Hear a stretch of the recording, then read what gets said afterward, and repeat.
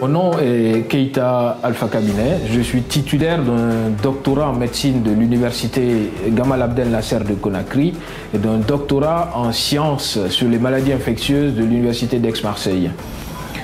Je suis actuellement chercheur de l'université de Montpellier, rattaché à l'unité de recherche translationnelle sur le VIH et les maladies infectieuses.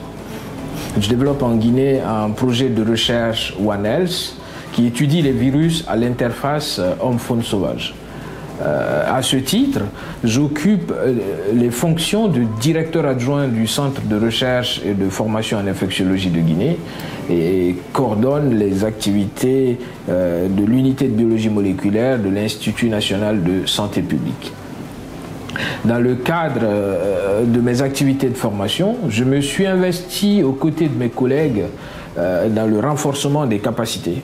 Nous avons mis en place des laboratoires de biologie moléculaire, formé plusieurs biologistes et créé le Centre de recherche et de formation en infectiologie de Guinée. Avec l'actuelle pandémie à coronavirus, ces structures sont en première ligne dans la riposte.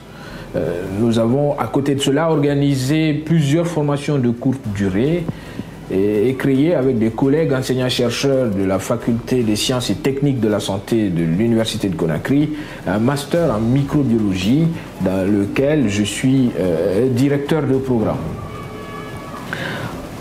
En 2015, plus concrètement, et en pleine épidémie Ebola, je me suis investi dans un projet One Health qui a permis de suivre les survivants de la maladie à virus Ebola.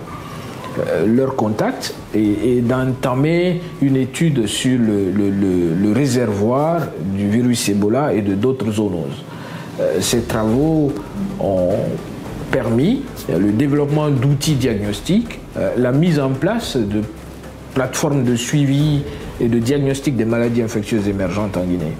Ils ont contribué à une meilleure connaissance de l'évolution clinique, virologique des survivants et apporté des éléments à la compréhension de l'histoire naturelle de la maladie à virus Ebola. Nous avons notamment montré dans une cohorte suivie pendant 40 mois que le virus Ebola pouvait persister dans le sperme et le lait maternel plus de 18 mois après la disparition des symptômes et l'absence du virus dans le sang.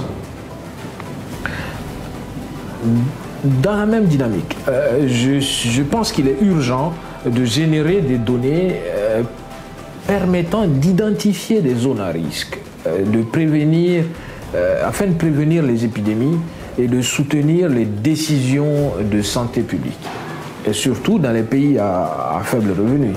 Mon objectif donc pour les années à venir est de documenter avec justement une approche One Health le réservoir, l'écologie de certains virus ayant des implications majeures pour la santé publique.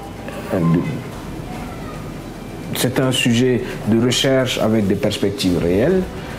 Nous savons par exemple aujourd'hui que plus de 60% des agents pathogènes humains sont d'origine animale. Nous remarquons dans le même temps une augmentation de la fréquence des épidémies d'origine zoonotique et aucun pays dans le monde n'est épargné. La pandémie actuelle à coronavirus en est une parfaite illustration et montre la nécessité d'une veille attentive et du contrôle de ces zoonoses. C'est un projet d'importance capitale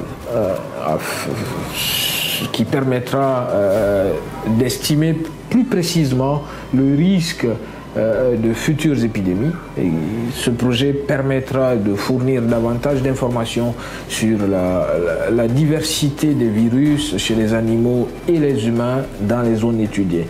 Il aura des implications pratiques pour la prévention des épidémies, la gestion des épidémies, le diagnostic, mais aussi le traitement des maladies d'origine zoonotique.